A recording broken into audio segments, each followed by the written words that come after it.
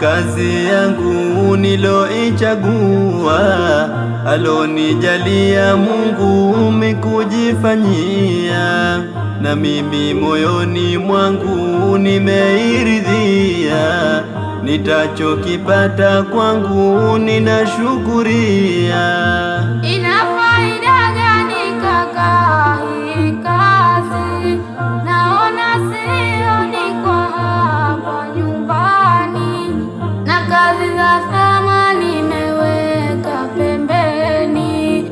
Kwako unathamini kwenda mashambani, nimeridhika nayo hii nakwambia, faida nipatayo ninashukuria, na kazi za thamani nimepuuzia, zina mitihani mbele ajalia. zina mitihani gani mbele ajalia?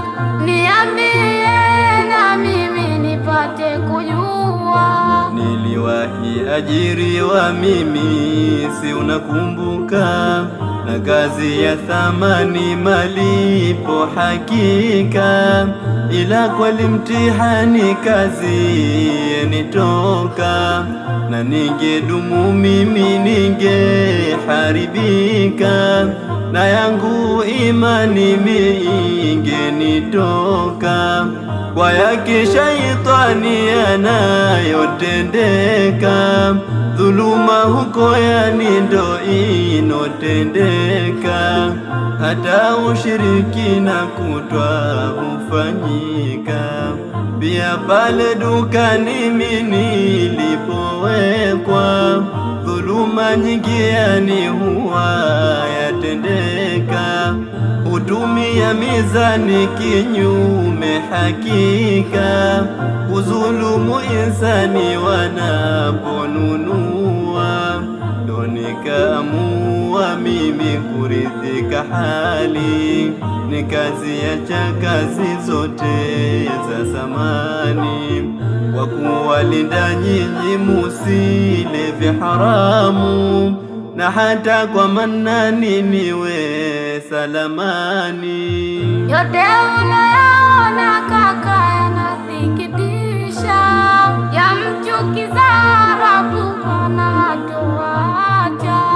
Ni heri kulima kaka na tutaridhika, chochote utachopata sisi tutakula, muhimu tuwe salama mbele ajalia.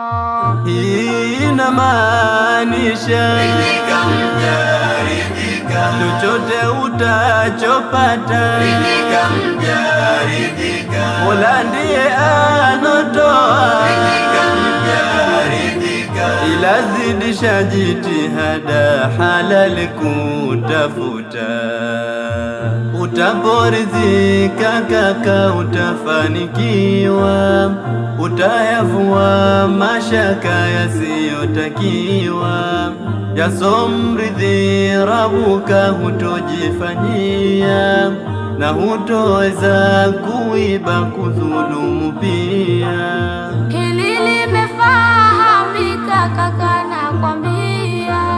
Kwa sasa mimi nitasoma nijue sheria, nisije hasira Bwana akanichukia, niwe kama wewe kaka ulojitambua, niwe kama wewe kaka ulojitambua.